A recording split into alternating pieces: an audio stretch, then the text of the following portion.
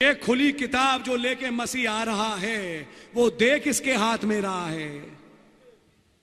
Bible पढ़िए और निकाल और समझिए, ये किताब वो एक सातवें दूत को दे रहा है कि वो दूत इसमें से प्रचार करे ताकि खुदा का सारा गुप्त मनोरथ खुल जाए।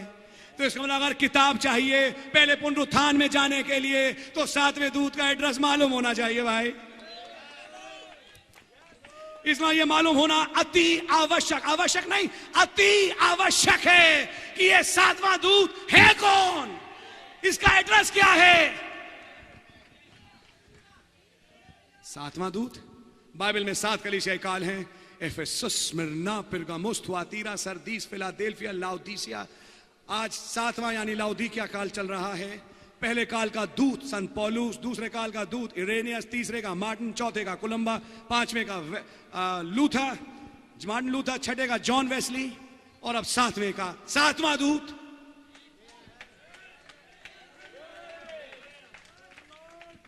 सातवें दूत की पहचान क्या होगी कि जब यह बलिस्वर दूत बादल ओढ़े आएगा सीधा पृथ्वी पे आके उससे मिलेगा।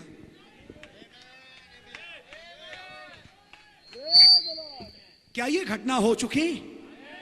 आप इस बादल को देखिए। क्या भाई लाइफ मैगजीन की फोटोग्राफ दिखा सकते हैं जो ओरिजिनल हुई? पता नहीं यहां कितने देख पाए, लेकिन जो नहीं देख सकते खड़े होकर देख सकते हैं। आप में से कई जानते हैं इस तस्वीर को, हो सकता है कुछ ना जानते हो।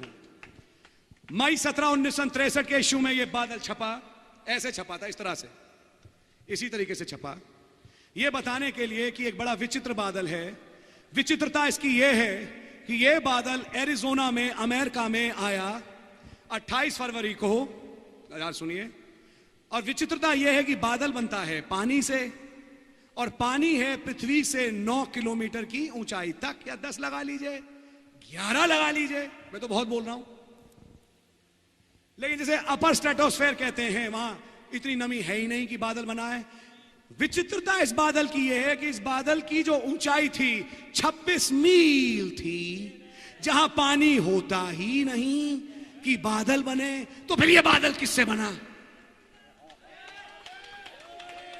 आज भी विज्ञान के लिए यह एक पहेली बन के रह गई है, लेकिन पहले पुनरुत्थान में जाने वालों के लिए नहीं। ध्यान से सुनिएगा, यह बादल प्रकट हुआ 28 फरवरी को।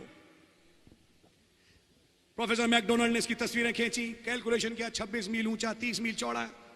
उसने कहा वहां कोई है ही नहीं। उन्हें किसी मिसाइल के धुएं से तो पता लगा उस दिन कोई मिसाइल ही नहीं छोड़ी गई, किसी रॉकेट के धुएं से उस दिन कोई रॉकेट ही नहीं छोड़ा गया। क्या सब जोर से बोल सकते हैं आमीन?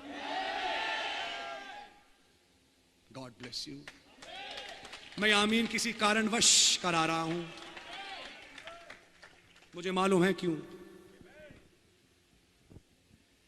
यह किसी रॉकेट के धुएं से नहीं बना, किसी हवाई जहाज के धुएं से नहीं बना। जब किसी चीज से नहीं बना तो फिर कैसे बना? यह एक प्रचारक के हाथ लगी। प्रचारक ने तस्वीर देखी, देखते ही तुरंत वो बादल पहचान गया, क्योंकि इससे पहले कि ये बादल ऊपर जाए उसने पृथ्वी पे इसी बादल को बनते देखा। इसने इस बादल को बनते देखा और उठते देखा। दुनिया ने तब देखा जब वो वहां पहुंच गया, इसने तब देखा जब यहां था।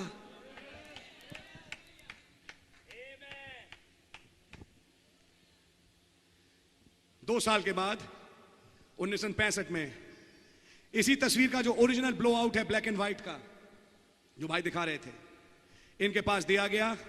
इन्होंने तस्वीर को देखा, पवित्र आत्मा ने इनसे कहा तू गलत देख रहा है तस्वीर को, तस्वीर मोड़। और जब इन्होंने तस्वीर सीधे हाथ मोड़ी तो ये थी वो तस्वीर। आप वो फोटोग्राफ दिखाइए। अगर आप इस तस्वीर को पास आके अगर कोई गौर से देख सके तो आपको मसीह यीशु का चेहरा पूरा का पूरा इसमें दिखाई देगा। ये रही दो आंखें, ये रही नाक। मैं आपको बताना चाहता हूं प्रकाशित वाक्य 10वां अध्याय, वो बलि स्वरदूत, वो मसीह, वो बादल। और आप नोटिस करें बादल कहां है? उसके सिर के ऊपर। ये सफेद बादल क्या है? ये सफेद न्यायाधीश का मुकुट है, जिसे लेके वो इस युग में आ चुका। क्या आपको इसका पता है? दुनिया को इसके बारे में नहीं मालूम, लेकिन यीशु मसीह ने कहा दुनिया मुझे नहीं जानेगी, लेकिन तुम मुझे जानोगे। ओ हालेलुया। यह है प्रकाशित 10वां अध्याय, जो तुम्हारे युग में पूरा हो चुका। ये बलि स्वर्गदूत उतर के आया, और आया किसके पास? वेटिकन, बिली ग्रेहम, ओरल रॉबर्ट्स, बेनी हैन? जी नहीं जनाब, ये एक व्यक्ति के पास आया सीधा, क्योंकि एक साथ दूत थे जो इस आदमी के पास है, जिसका नाम भाई ब्रैनम था। हालेलुया। और उसने अपनी आंखों से देखा कि वो दूत उसके पास आके कहते हैं, इन 7 मोहरों का प्रचार अपनी कलीसिया में जाके कर। बाइबल को पूरा करते हुए कि वो किताब 7वें दूत को दी गई।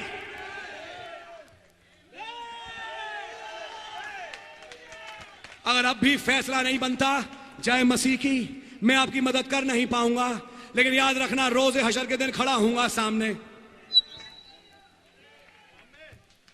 ये बताने के लिए मैंने तुम्हें बताने में कम अक्सर छोड़ी नहीं। इसलिए अगर भाई और बहनों, अगर कोई दो चित्ता है तो आज फैसला ले ले। यह घटना पूरी हो चुकी। बादल वाली, उसने देखा 7 दूत पास में खड़े हुए, अलौकिक तौर से उससे कहा कि तू इस पुस्तक का प्रचार कर। उन्होंने अपनी आंखों से देखा, हर दूत धुआं बना, फिर 7 दूत धुआं बन के एक दूसरे में मिल गए, और उन्हें पृथ्वी पे एक धुएं का बादल देखा, फिर वो धुएं का बादल उठ के आसमान गया। तब साइंस ने उसकी तस्वीर ली। आप लोग हैं मेरे साथ? ये क्या है? मनगढ़ंत कहानी? जी नहीं, प्रकाशित 10। हमें यह भी मालूम है फिर वो 7वां दूत कौन है, और हमें किसके पास जाना है उस पुस्तक को लेने के लिए। वो 7वां दूत बलि दूत नहीं है, बलि दूत तो मसीह यीशु है, लेकिन 7वां दूत वो संदेश जो बलि दूत लाया उसका प्रचार करने आया। खुदा उनका नाम मुबारक हो। और जब उस 7वें दूत ने इसका प्रचार करना चालू किया, दुनिया में कई उसके दोस्त बने, कई दुश्मन बने, कोई प्रॉब्लम नहीं। यीशु मसीह तब तक अच्छा गिना गया जब तक चंगाई करता था, लेकिन जिस दिन कहना चालू किया मैं और मेरा पिता एक है, जो मनुष्य के पुत्र के मांस को खाता उसके लहू को पीता, उस दिन से 70 छोड़ गए, भीड़ छोड़ गई। और वो तब 12 से कहता तुम भी छोड़ के जाना चाहते हो, जाओ। तब पतरस जो चुना हुआ था कहा किसके पास जाए, क्योंकि अनंत जीवन की बातें तेरे ही पास हैं। भाइयों और बहनों, अगर उकाब हो गए, अगर बीज हो गए, आज ये आवाज सुन लीजिए कि वो 7वां दूत कौन था।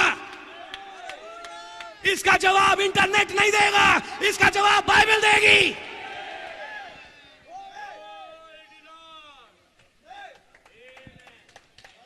मलाकी 4 देखो, उस बड़े भयानक दिन आने से पहले मैं तुम्हारे पास एलिया नबी को भेजूंगा। धन्यवाद हो, नबी आ चुका।